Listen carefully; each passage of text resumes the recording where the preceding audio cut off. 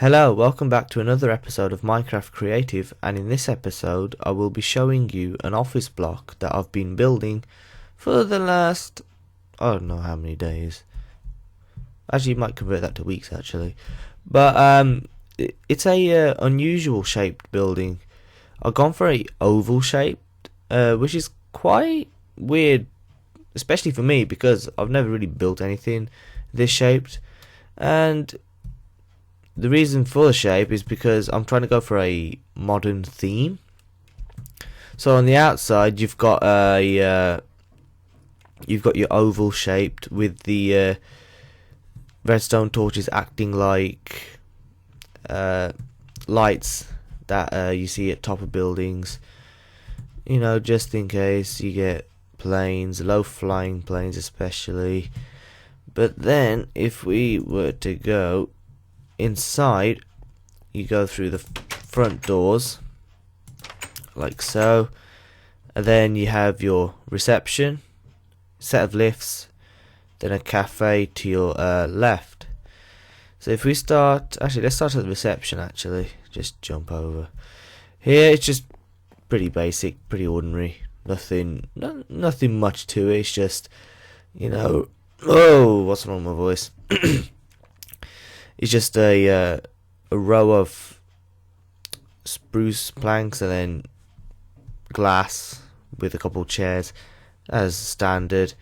If we were to go to the cafe, here you've got your bullshit here where you get served and whatnot, and then here's your seating. You got some double seated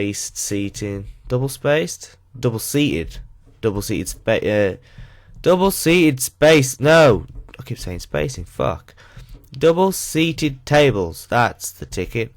Same again. But then you got some single tables here, and then some more over here. So plenty of room for anyone that works here to sit and have a lunch break. That leads around to the back where the deliveries happen. So let's see how this fucking goes. There we go.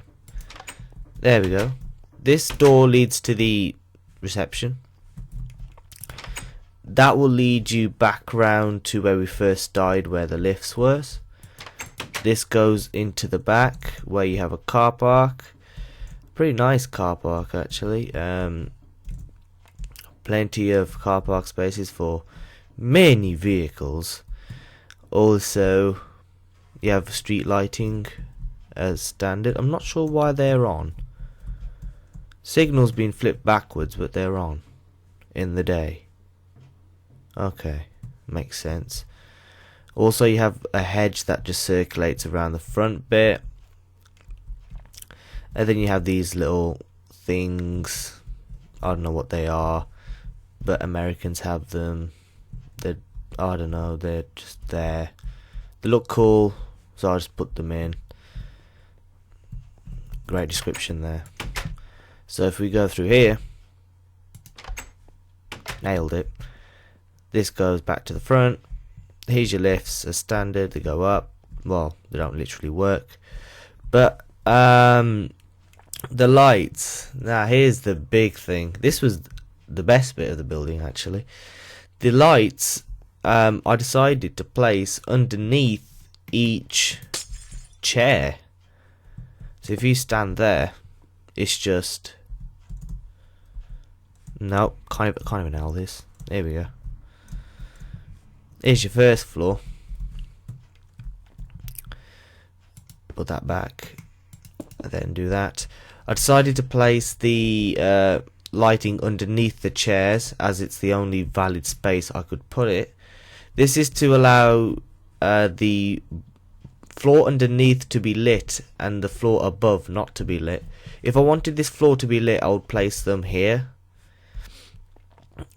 I'm probably not explaining it right, but I hope I am. So let's describe this. So these are your workstations. You got your little desks with computers. You got your little individual aisle. Would it be called aisle? No, booth. It's a booth. Then you got these individual booths where each person is allocated, and then same is basically replicated on this side.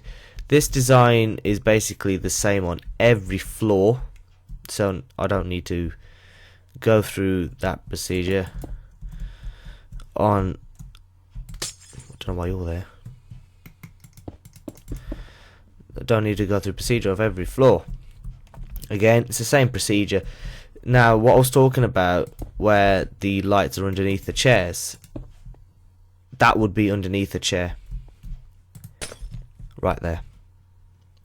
And then that lights up this floor, but not the one above. If I wanted the floor above to be lit, I would actually have lights underneath the chairs on the floor above to light the floor below. I assume I'm making sense. And it looks pretty cool. Then you got your top floors and all that. The top floor was mainly weird because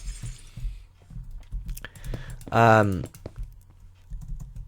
had your lights at the top, but the roof kind of lit the roof like, I don't know, an ambient light.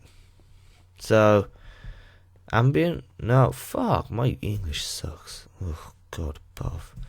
But here we go. So following this procedure, I had to double up the roof.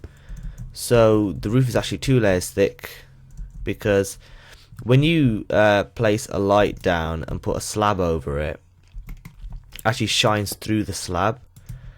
So if we set the time to night, let's do 13,500. There we go. Actually no, let's try and find one. So you can see the, there we go. If you place a slab over a light, it still shines through. Double it up, nothing.